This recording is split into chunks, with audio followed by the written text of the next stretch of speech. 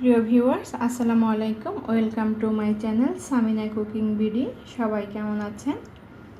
অতিথি আপ্যায়নে খুব মজার একটি ডেজার্ট, দেখতে যতটা সুন্দর খেতে আরও বেশি টেস্টি। আর আজকে আমি এই রেসিপিটি আপনাদের সাথে শেয়ার করব। চলুন তাহলে শুরু করে ফেলি। এই ডেজার্ট তৈরির জন্য প্রথমেই আমি 3 কাপ দুধ নিয়ে নিব। আমি এই মেজারমেন্ট কাপের 3 কাপ নেব।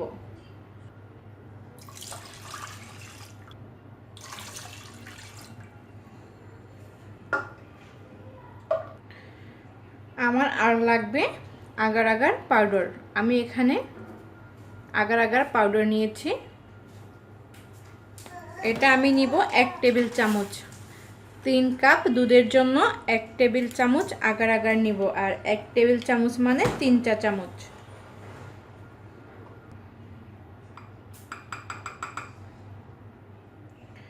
এখন আমি পানি অ্যাড করে এটাকে ভালো করে গুলিয়ে নিব।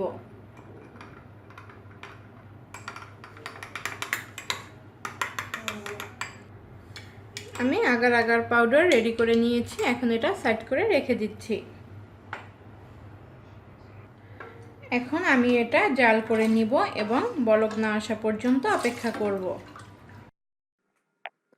এটার মধ্যে কয়েকবার বলক চলে এসেছে এবং ফুলে উঠেছে। এখন অনবরত নাড়তে থাকবো।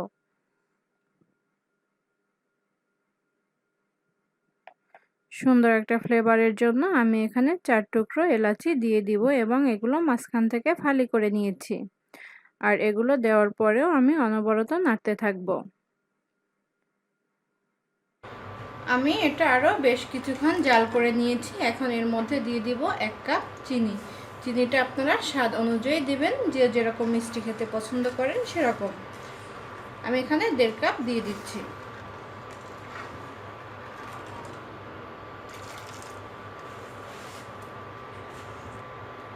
আমি এখন এটাকে আরও 2 মিনিটের মতো জাল করে নিব। এটা চিনি দেওয়ার পরে অনবরত নাড়তে থাকতে হবে, নয়তো নিচে লেগে যেতে পারে। আমি আবার 2 মিনিট পর ফিরে আসছি। এখন আমি এগুলো বিচি সহ এভাবে তুলে নিব।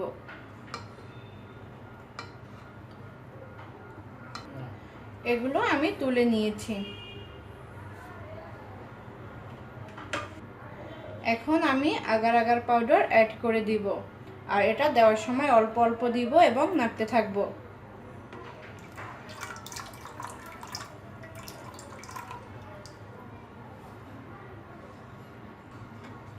অনবরত নাড়তে না থাকলে কিন্তু এটা জমাট বেঁধে যাবে।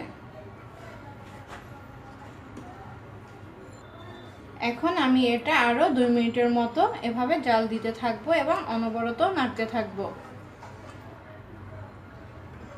এটা ঘন হয়ে আসছে। এখন আমি এটা চুলা থেকে নামিয়ে নিব এবং পুটিং বাটিতে সেট করে নিব। এখন এটা আমি বাটিতে সেট করে নিচ্ছি, আর এটা কিন্তু গরম গরম অবস্থায় করে নিতে হবে।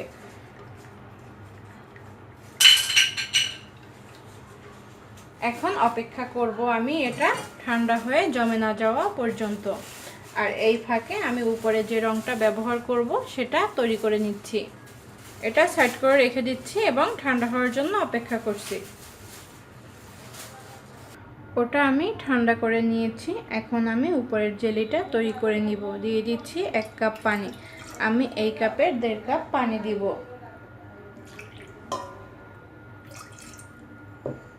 1.5 কাপ পানির জন্য আমি দিব 1/2 কাপ চিনি।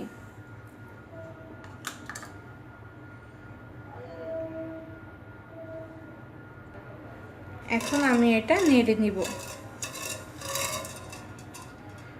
আর 1.5 কাপ পানির জন্য আমি এখানে নিয়েছি 1.5 টিস্পুন আগার আগার। ভালো করে নেড়ে মিশিয়ে দিতে হবে। দিয়ে দিব 1 স্পুন পরিমাণ লেবুর রস।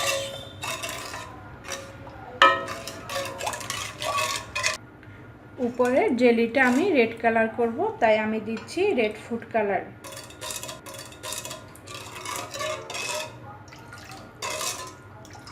আপনারা চাইলে এখানে যে কোনো কালার ব্যবহার করতে পারেন, কিন্তু আমার কাছে রেড ফুড কালারটাই বেশি ভালো লাগে।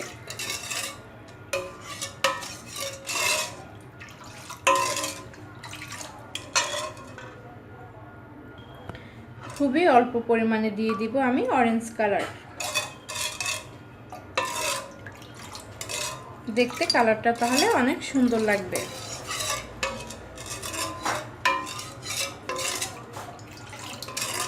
এখন আমি এগুলো বলক না আসা পর্যন্ত অপেক্ষা করব।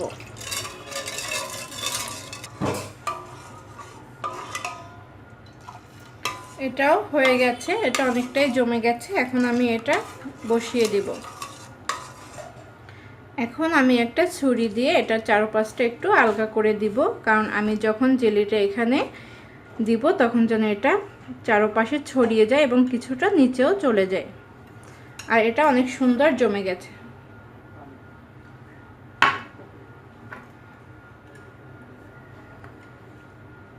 এটা এভাবে ফাঁকা করে দিতে হবে চারপাশ দিয়ে।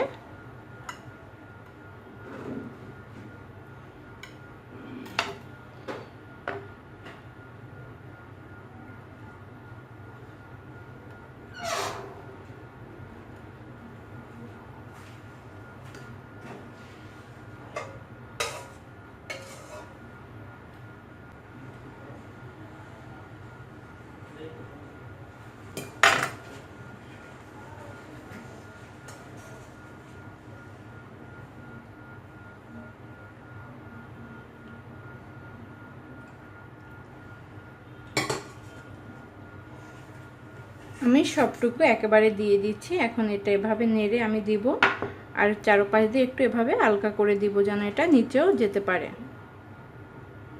এভাবে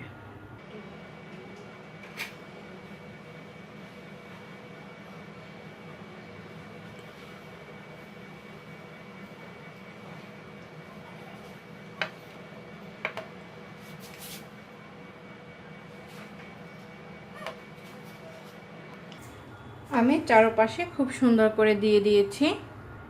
এখন অপেক্ষা করব এটা জমে না যাওয়া পর্যন্ত। তাহলে আমি এটা জমে যাওয়ার পরে ফিরে আসছি।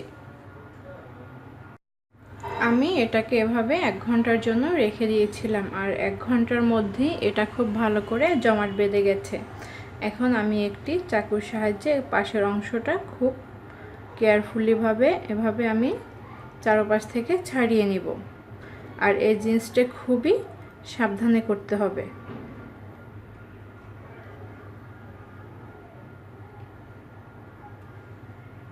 আমি তাহলে এভাবে চারপাশ থেকে এটাকে আলগা করে নিচ্ছি। আমি এখন এটা একটু এভাবে আলগা করে দেখে নিচ্ছি নিচের সাইডে কি অবস্থা। খুব সুন্দর করে চারপাশ দিয়ে হয়ে গেছে। এখন আমি এখান থেকে এটাকে ট্রান্সফার করে নিব।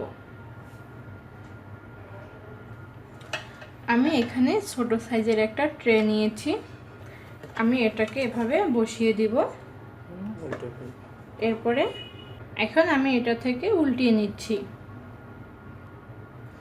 আমি এটা উল্টিয়ে নিয়েছি। আসলে এটা নিচের অংশটা ভালো করে জমাট বেঁধেছিল, বাট আমি যখন সরিয়ে নিয়েছি একটু একটু সরে গেছে। এটা কোনো ব্যাপার না।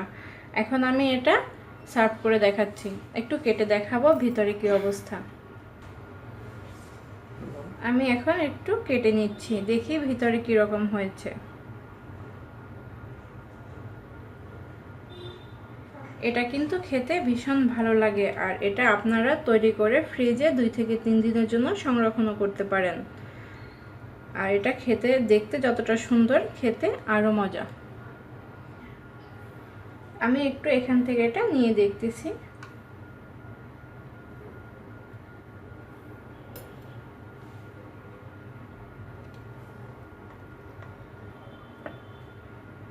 উপরেরটা কিন্তু খুব সুন্দরভাবেই হয়েছে।